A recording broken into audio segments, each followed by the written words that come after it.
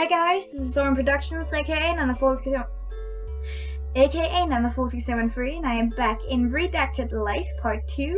Funny thing I wanted to show you, we only get one save slot.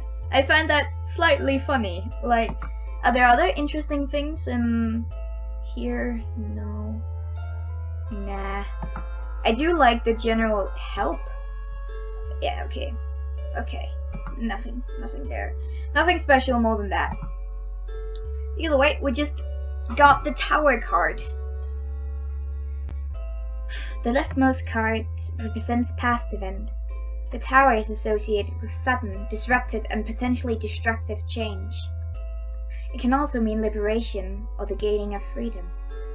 But in terms of destructive change happening in the past, I define it as Clara's past. Well, that can't be good. No, death usually don't actually mean death. Death usually mean a change, a sudden change. It's rarely death, like literal death. Oh, death is often misunderstood symbol. It doesn't necessarily represent a literal death. Thank you. It can mean the death of an old way of life and the beginning of a new one.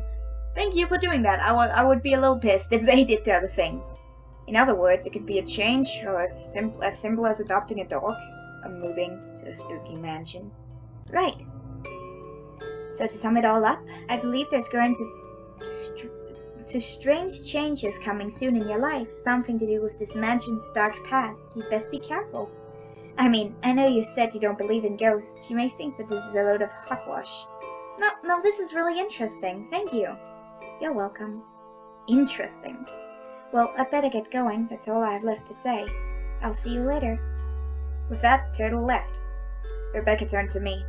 So, what now? Well, we still have a lot of unpacking to do, but I kind of want to do a bit of exploring first. Why don't we leave the rest of the locket till later? There are only 2 suitcases. Look, I can do it myself. You can explore that house and I'll catch up with you later. Okay. Well, it's official. I'm trapped in a horror game. A badly written horror game. Never mind. Just go get the locket, shall I? This is an adventure. Is this an adventure game? Because that sounded like a lousy first quest. I pulled out the 2 improbable-sized suitcases. I called them that because this was all we packed. There was no moving van. There's traveling light, and then there's this. A whole previous life was the contents of those two suitcases. With a heave, I lifted them up to carry them back to the mansion.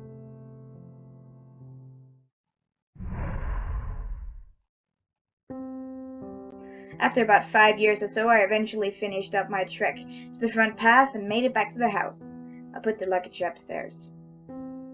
Nope. Right in front of me, a ghost that looked like the woman from Mira's Act poster. Clara. What do you want? What do you want? It wouldn't answer.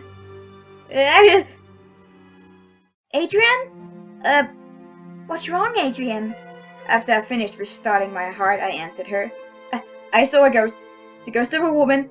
I think she was the magician's wife. She relaxed and gave me a pitying look. Didn't you see it? Oh, Adrian, you probably just thought you saw something. I mean, this drafty house. Yeah, drafted, sure. Oh, you're right, Rebecca. Drafts do get to my imaginations aflutter. Now, if that's everything, I'm gonna go back to exploring the ground floor, okay? Yeah, just be careful, alright? I will. Just my luck. Just as Rebecca comes, the ghost vanishes. Before, I had wondered if that ghost was going to be real or something in the mask. In a mask, either way, it would have been dangerous, but after that adventure, I knew the ghost was real. I had a feeling that Rebecca was safe from the ghost. Well, as safe as she could be. What I mean is, I was trying to imagine this is a game written by someone else. I felt back to horror films, and generally speaking, the young woman who had a boyfriend was usually safe. Their boyfriend, on the other hand... I continued upstairs.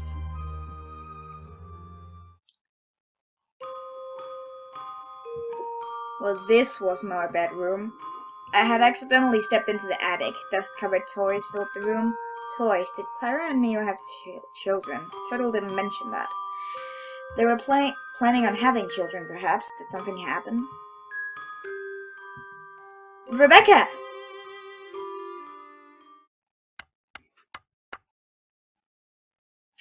Oh, really? This is another track I used in one of my games. They know how to pick the music. I found Rebecca on the ground. I rushed to her aid and helped her up. What happened? There! She pointed to the wall. And letter in caps, and it was as if the author was trying their best to transcribe their own screaming. It was written in blood. Looked like it would be going to be hell to scrub out. It said, get out. But by now it should really have said, get out, you idiot. Did you see it run past you? Did you see it run past you? Did you see what happened? I heard you scream and I rushed over. Nobody passed me. How could you miss it? I saw it. I saw the ghost.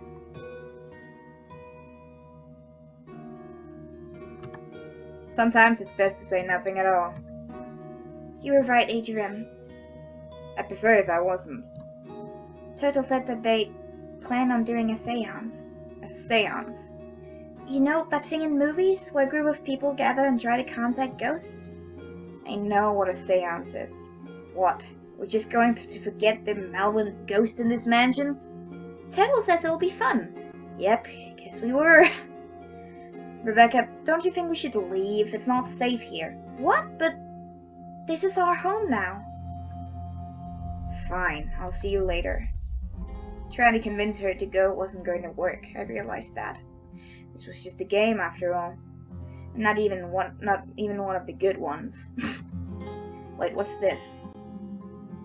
Behind the section of ripped wallpaper and a wooden wall paneling there was a marble tile, and it clearly didn't belong there. Pressed down on the tile and a nearby wall opened up, revealing a pitch-black corridor. My goodness, you found a secret passageway? Really? You're surprised? In this house? Rebecca and I are going to perform a seance in the vestibule. Would you care to join us? Yeah, Rebecca told me already, and I'll pass. Also, are you sure it's wise to do a seance when there's a ghost that wants everyone to leave the house? There won't be any way to give the ghost true peace unless we can find a way of communicating with her. I hope you change your mind, though. The more people, the more power. I'll be in the vestibule if you want to join in. Enough was enough. No more letting things unfold. If I was in a horror game, the least I could do is choose how the story ends. I had two choices: win the game, or find a way out of the game. The problem was I had no idea how to go about doing either. Where should I start?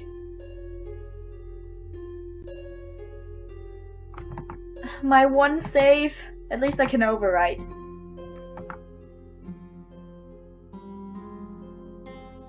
I'm gonna explore the secret passageway.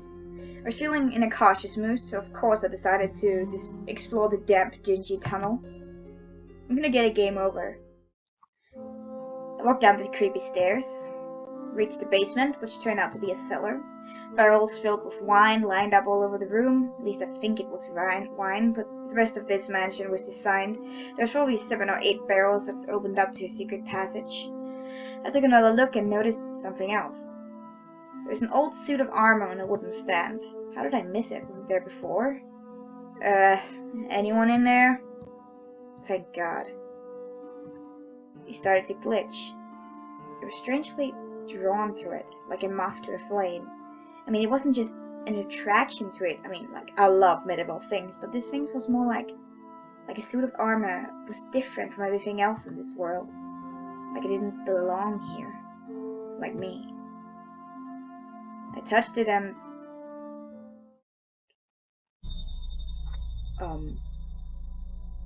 Did I break the game? Error. Lost connection to host Adrian. Searching for new host. Host Hannah found. Reconnecting to new host. Please wait. It closed the game on me! What the fuck, bro? This is...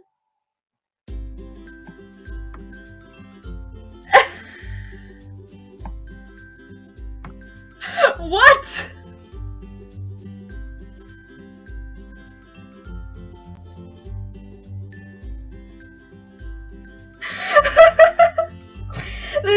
trippy! You have no idea! Oh my god, okay, let's go! School Life Romance! Hey guys, this is Storm Productions and I'm back in School Life Romance! I guess you want me to say something inspirational about the cherry blossoms and how they are a metaphor of my life turning around and all that other high school romance stuff, but that's not me. Instead, I'll take a moment to set things straight before someone starts accusing me of things. Firstly, no, I didn't run to school late with a piece of toast in my mouth. I got up on time. I ate. I got to school early. How do you think I got this to do this narration in my head? And no, I didn't crash into a cute boy on my way here. I'm not a total klutz. I don't even get why I constantly do this, monologuing to myself. My dad told me to stop with this narrating stuff. Who would I even be talking to? Someone telepathic? Oh well, it's fun, I can't help it, and I'm pretty sure other people have done it too. I have done it before. It is very fun. It's good to get inspiration going, but... okay, I'll just roll with it! That's what I tell myself anyways. But I'm getting ahead of myself. You're probably asking for footnotes, aren't you?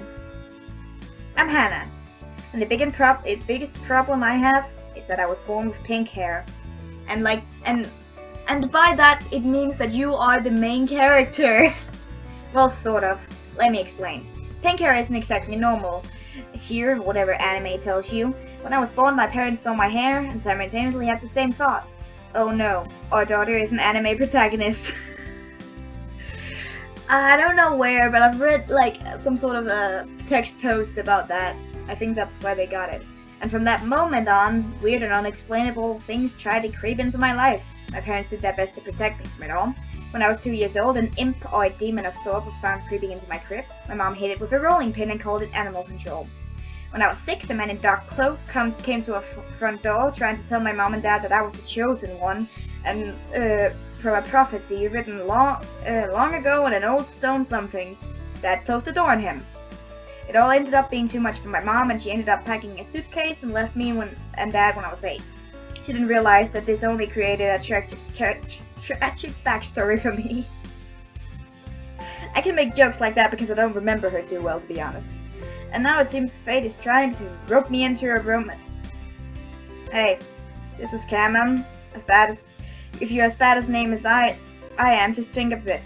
Keemon, it must be then, sounds like demon. Which is ironic, seeing that Keemon has the same temperament as one. Don't!